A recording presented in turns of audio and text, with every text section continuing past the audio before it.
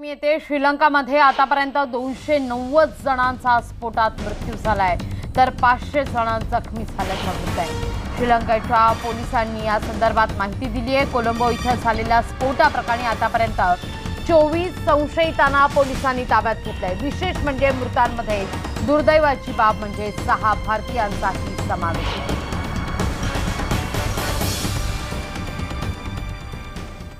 याच विषयी बोलण्याकरता आंतरराष्ट्रीय विषयाचे अभ्यासक शैलेंद्र देवळणकर आपल्या बरोबर जोडले गेलेले आहेत। देवळणकर सर, स्वागत आहे तुमचं न्यूज 18 लोकमत मध्ये। एकूणच जर आपण पाहिलं तर LTE नंतर NTJच्या स्वरूपामध्ये श्रीलंकेत नव्यानं दहशतवादाचा कुठेतरी उदय होऊ पाहतोय का? नाही, नक्कीच आहे। हे जे श्रीलंकेमध्ये गेल्या 10 वर्षांमध्ये ज्या पद्धतीचा मूलतत्ववाद हा वाढलेला आहे, ज्याला आपण रॅडिकलायझेशन असं म्हणतो, आणि त्याचा कुठेतरी परिणाम हा आपल्याला या संपूर्ण टेररिस्ट अटॅकच्या रूपाने दिसतो आहे।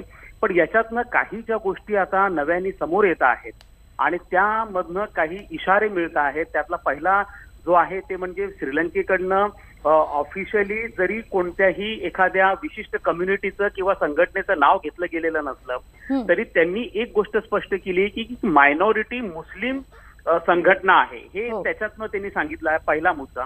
दुसरं, ज्या व्हॅन्स मधनं हे संपूर्ण RDX वगैरे कॅरी केलं गेलेलं होतं त्या व्हॅन्सचा ड्रायव्हर पकडले गेलेले आहेत आणि ते देखील मुस्लिम समुदायाचे आहेत।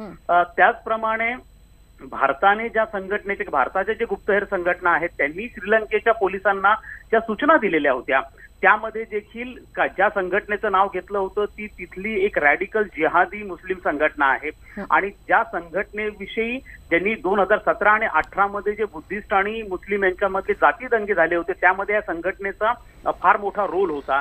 त्यामुळे यातनं एक गोष्ट कुठेतरी स्पष्ट होती। आणि आणखीन एक महत्वाची बाब म्हणजे की याच्यामध्ये कोणती तरी आंतरराष्ट्रीय संघटना इन्व्हॉल्व असण्याची शक्यता नाकारता येत नाही। स्वतः श्रीलंकेमधल्या ऑफिशियल सूत्रांनी ही गोष्ट स्पष्ट केलेली आहे। त्यामुळे याच्यातनं आता एक जे आपण कालपासून ज्या गोष्टीविषयी सातत्याने मांडत होती, युक्तिवाद आपण करत होतो की एखाद्या स्थानिक रॅडिकल संघटनेकडनं हे झालेलं आहे, जी संघटना ISIS सारख्या आंतरराष्ट्रीय संघटनेशी अफिलिएटेड आहे। आणि आता जवळपास अशाच गोष्टी या पुढे येत आहेत। फक्त महत्वाची बाब अशी आहे की 11 तारखेला भारताच्या गुप्तहेर सूत्रांनी श्रीलंकेला या संदर्भामधले स्पष्ट माहिती दिलेली असताना 11 तारखेपासून श्रीलंकेने त्याच्यावरती कोणत्याही 11 तारखेपासून श्रीलंकेनं या सगळ्या प्रकरणावर का ठोस पावलं उचलली गेली नाहीत? खरं तर हा सवाल अत्यंत महत्वाचा आहे। धन्यवाद देवळणकर सर, आमच्याशी संवाद साधलात त्याबद्दल।